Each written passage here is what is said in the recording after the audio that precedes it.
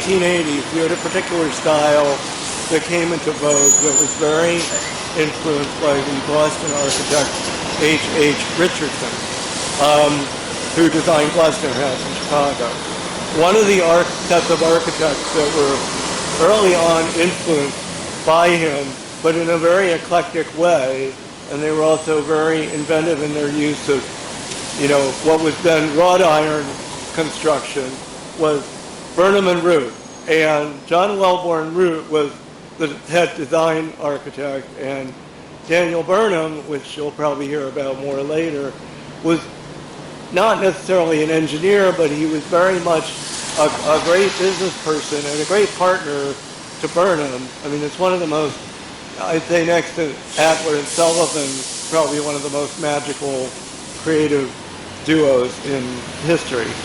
In any event, this building was built by a pair of developers called the Brooks Brothers. And they were the same Brooks Brothers that owned the clothing store chain. And this building, and they also developed a little earlier a building which we're going to talk about, the Rookery. Well, this one, but the Monadnock, excuse me. The Monadnock is very unique in that it has a true interior light court. So the building's layout is such that it's a big square donut with a light well opening in the middle, and then there's a stairway that's glass enclosed, along with an elevator bank that flanks the interior entry. And then there is an internal 2-story, 2.5-story high light court with the skylight and light fixtures and offices that kind of faced almost like the idea of an indoor mall, that we think of now. So the building is really kind of multi-purpose in that way. In the turn of the century, after about 1900, Frank Lloyd Wright came in and covered over the cast iron work that Burnham and Root had designed, and then put his own overlay of gold leaf finished marble. It's kind of a gray marble, which I hope we can see. And it's this very early Sullivan Prairie design. And in a way, it kind of complements the building. I mean, the building is already, if you look, it's a very eclectic building. I mean, there's Romanesque going on in it. There's a style called Queen Anne. There's some Moorish elements, like the little turrets above the bay window is, just completely out of, John Root's mind, and imagination.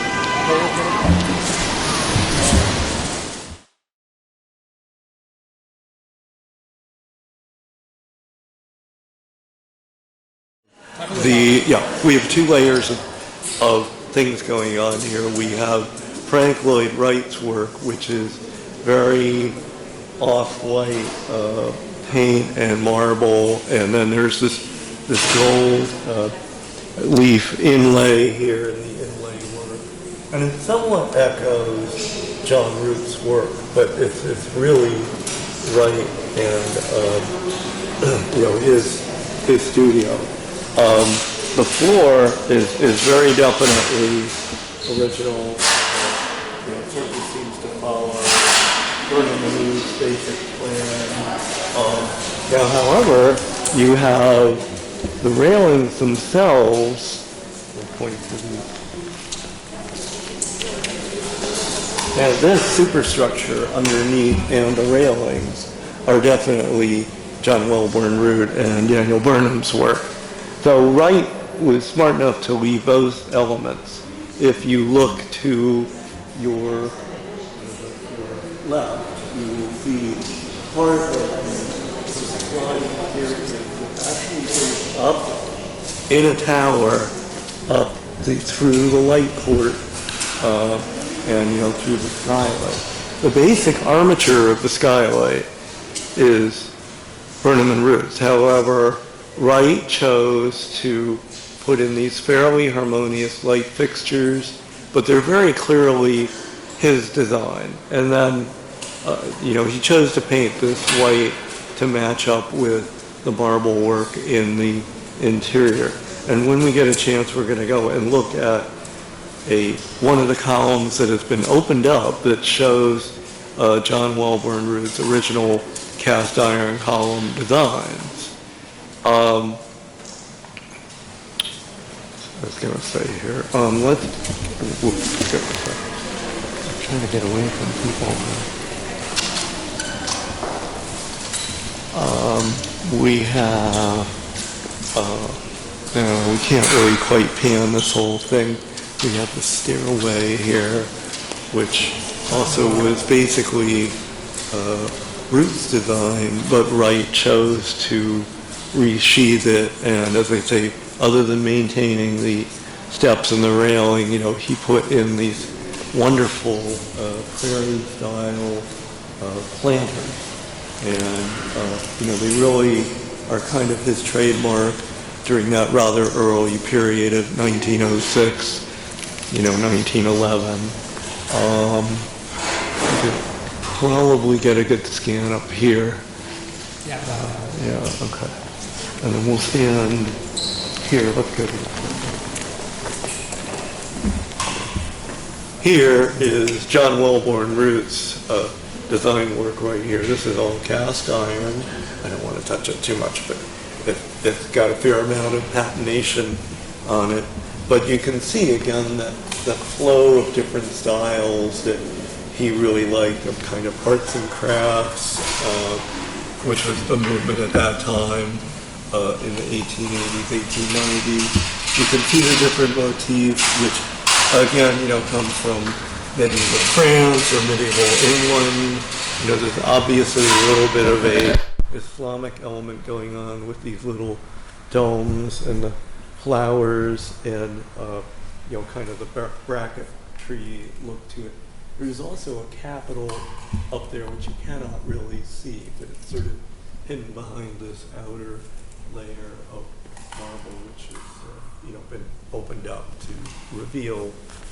And then we have Mr. Wright here, and then we have also William Drummond, who is an architect that worked with Wright. After Wright's first work, Drummond came in and kind of finished the job, if you will. And Drummond was a student as well as a sort of a silent partner of Wright at certain times. You can see the spiral staircase here, kind of a view of the light well. This is the stair tower here. And then in this info panel is, I believe it's part of the skylight there. I'm not quite sure I see it. So that's kind of that. And then as we move through here, we will admire, again, see the incredible plaster work up here. Again, just an example of the skill involved. A lot of bronze work here. I cannot remember the artist's name that did all this, but this is probably more Drummond's doing than anybody else. There was a point when these elevators were put in that they had to, there was a new building code after the turn of the century, about 1906, and it required, as a fire regulation, to enclose all elevator cabs. Before that, elevators were basically almost like bird cages, and they were open usually, or semi-open, with open work, and they were like bird cages, and people were at times very early on, when elevators were not very reliable, and they weren't built by Mr. Otis or Mr. Westinghouse or White, they were kind of scary to be in. As safety improved and as fire regulations became better, they decided to seal these cabs that way. So And the other thing that's kind of interesting, I think, is the pictures almost look pretty Art Deco. And they kind of have a little bit of a, ship's light or ship monitor look to them. So you really see a very dynamic presentation here again seems to be more the work of Wright and Drummond. I think that, these stairways probably were in existence in one way or another, but Wright and Drummond again opened things up a little bit with these windows, which may have been windows that were enclosed. And you can see, if you look over here, there is a balcony here, which is part of the second floor mezzanine. Very beautiful porch. Again, very much done up in the right motif at that point. It's still basically a Burnham and Root arch. Again, bronze versions of the light fixtures. You have this beautiful mosaic, integrated carpet, and you've got, if you look this way, you can look out to D.H. Burnham and Company's other building, which is a bank building. It was the old First Illinois Bank building, and this arch frames it quite nicely.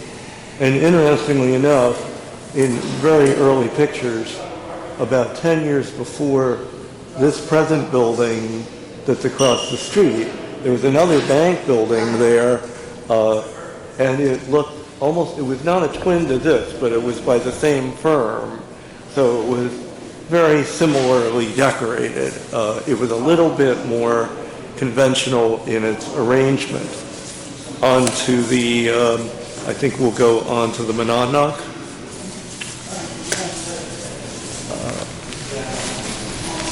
How are we doing on time?